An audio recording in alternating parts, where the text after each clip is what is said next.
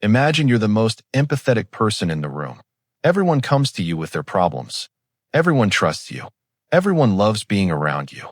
Sounds amazing, right? Now imagine that same gift slowly draining you dry.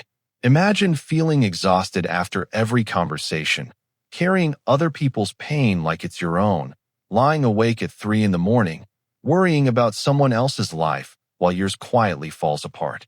That's not a flaw. That's the shadow side of your greatest strength. And today, we're going to talk about something most psychology channels never touch. We're going to talk about why the things you're best at are also the things that hurt you the most. Stay with me, because what you're about to hear might completely change the way you see yourself. Let's start with something simple. Every single person on this planet has gifts. Natural abilities they were born with or developed so deeply that they became part of who they are. Some people are incredibly driven. Some are deeply creative. Some have this rare ability to read people like open books. Some are natural leaders, natural problem solvers, and natural caregivers. These are real gifts. They're valuable. They shape careers, relationships, and whole lives. But here's what nobody tells you. Every single one of those gifts has a shadow, a dark twin that lives right alongside it. And the stronger your gift, the darker that shadow gets. Carl Jung talked about this. He called it the shadow self, the parts of us that exist just underneath the surface, the parts we don't show the world. But the shadow isn't just your weaknesses. It's literally the flip side of your strengths. It's what happens when your greatest quality gets pushed too far, used in the wrong context, or taken advantage of by the wrong people. And most of us spend our entire lives confused about why something that feels so natural to us also feels like such a burden. Let me give you the first example, and I want you to really sit with this one. Highly empathetic people. These are people who feel everything, not just their own emotions, but the emotions of others. They walk into a room and can immediately sense the tension, sadness, and anxiety floating around. They're the ones who notice when something is off with a friend before anyone else does.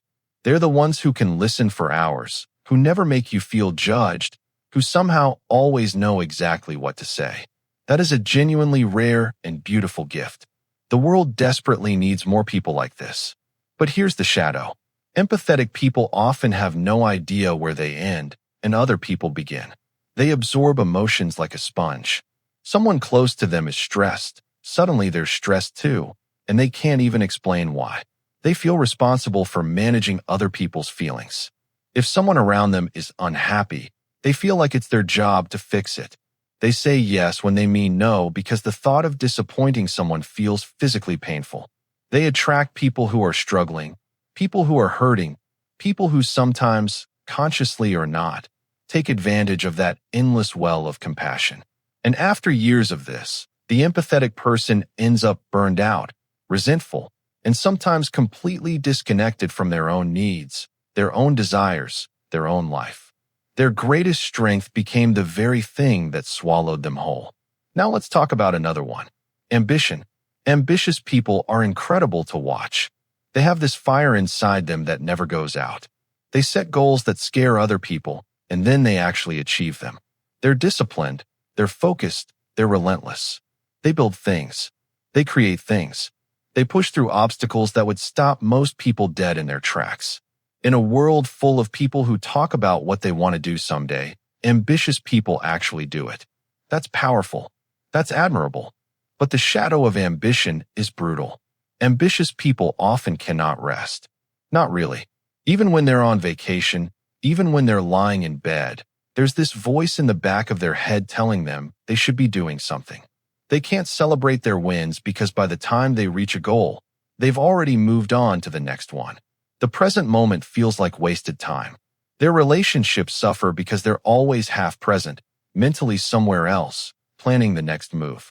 And deep down, underneath all that drive, there's often a fear that if they stop, if they slow down even for a second, they'll fall apart. That all this ambition isn't really about the goals at all. It's about running from stillness, running from the terrifying question of who they are when they're not achieving something. The gift is real. The shadow is just as real. Here's another one that a lot of people will recognize. The fixer, the problem solver. The person who sees a broken situation and immediately knows how to repair it. These people are invaluable. In a crisis, they're the ones who stay calm and figure out a solution while everyone else is panicking. In relationships, they're the ones who help people see their situations more clearly. At work, they're the ones who make things happen. People come to them because being around them feels safe. It feels like no matter what happens, this person will figure it out. But the shadow of being a fixer is this. Fixers often cannot tolerate unfixable things. When they face a situation that has no solution, no answer, no way through, they fall apart. They also tend to jump into solution mode before they've actually listened, which means the people around them sometimes feel unheard even when they're trying to help. And the deeper shadow is this. Fixers often fix other people's problems as a way to avoid their own. It feels safer to be in someone else's mess than to sit inside the messy, uncertain, unresolved parts of their own life. The gift of problem solving can become a very sophisticated form of avoidance. Let's talk about creativity now, because this one is fascinating. Creative people see the world differently. They make connections that other people miss. They can take something ordinary and turn it into something extraordinary. They feel things deeply, which is part of why their art, their writing, their music, and their ideas carry so much weight. They're sensitive to beauty, to meaning, to nuance. The world would be an unbearably gray place without creative people in it. But the shadow of creativity is intense.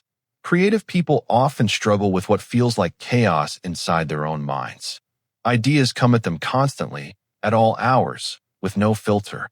They can be paralyzed by perfectionism because they can see so clearly what something could be that what it actually is always falls short. They're deeply sensitive, which means criticism doesn't just sting, it cuts. They often feel fundamentally misunderstood, like they're living at a different frequency than everyone around them. And they can swing between periods of intense creative output and periods of complete emptiness that feel like depression. The very sensitivity that makes them see more also means they feel everything more. The gift is inseparable from the pain. Now I want to go deeper, because understanding these shadow sides isn't just interesting psychology. It's the key to something important. Most people, when they discover their shadow side, do one of two things. They either try to eliminate it or just become less empathetic, less ambitious, less creative, less driven, as if the gift itself is the problem. Or they do the opposite and deny it completely. They insist that no, their empathy has never hurt them. Their ambition has never damaged their relationships. Their need to fix things has never been about avoidance. Neither of those approaches works. Trying to suppress your gifts makes you smaller.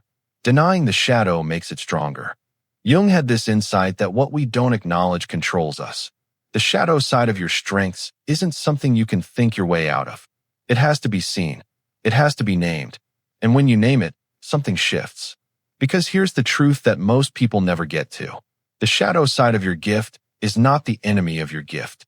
It's actually the doorway to the fullest version of it. Let me explain what I mean.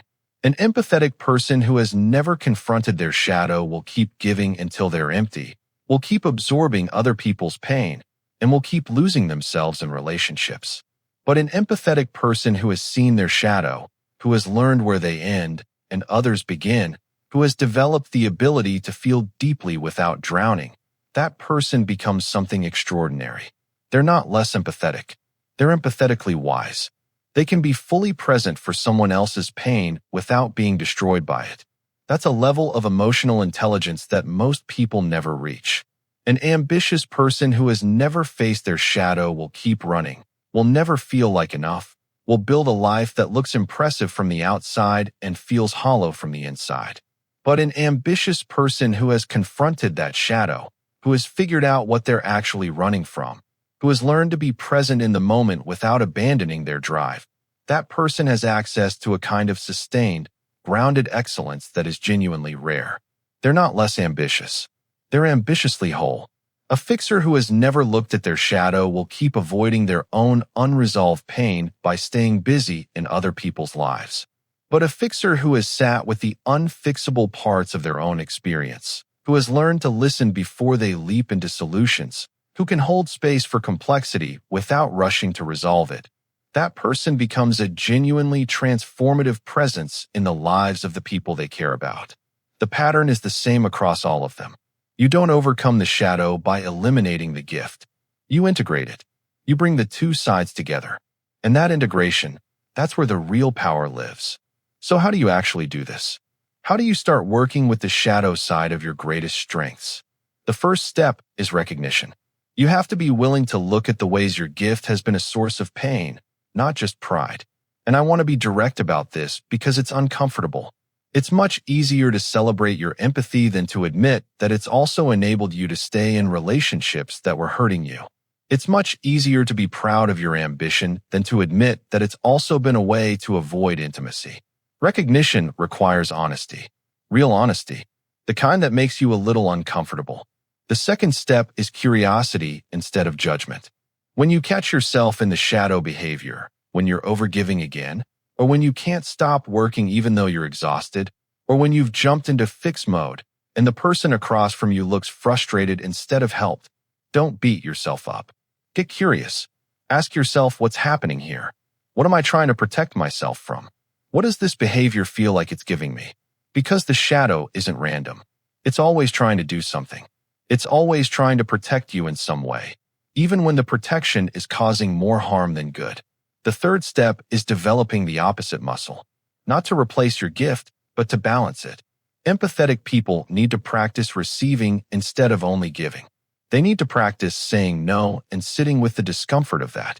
Ambitious people need to practice being present, practicing rest that actually feels like rest. Fixers need to practice sitting with uncertainty, with problems that don't have solutions, with simply being with someone in their pain without trying to move them out of it.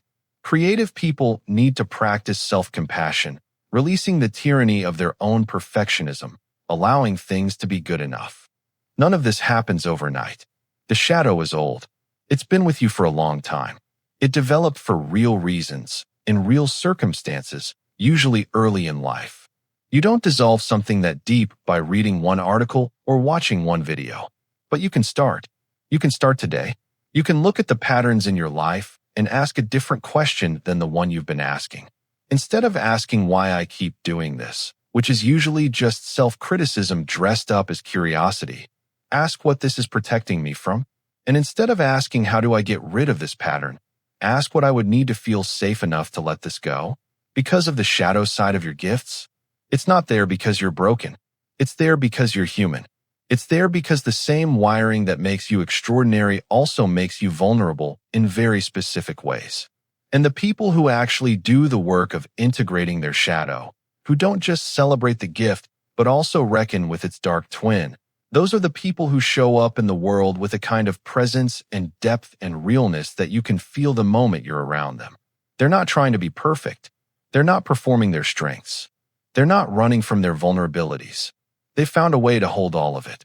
The light and the shadow, the gift and the burden, the power and the cost. And somehow that wholeness is more compelling, more trustworthy, more genuinely helpful than any carefully curated version of themselves ever could be. You have gifts, real ones, and they matter. The world needs what you carry, but you don't have to keep paying for those gifts with your own well-being. You don't have to keep being hollowed out by the very things that make you remarkable. There is another way, and it starts with being willing to look at the whole picture, not just the part you're proud of, the whole thing. Now here's what I want to ask you, and I genuinely want to hear your answer. What is your greatest strength, and what do you think its shadow side might be? Drop it in the comments. Because I think when we start naming these things out loud, something shifts, not just for you, but for everyone reading who's never had the words for what they've been experiencing. And if this video made you think differently about yourself, even for a moment, if it gave you a new way to understand something you've been living with for years, then do me a favor. Like this video and subscribe to this channel. We're building something real here. A place where psychology isn't just theory. It's a tool you can actually use to understand yourself more clearly and live more fully. And we're just getting started.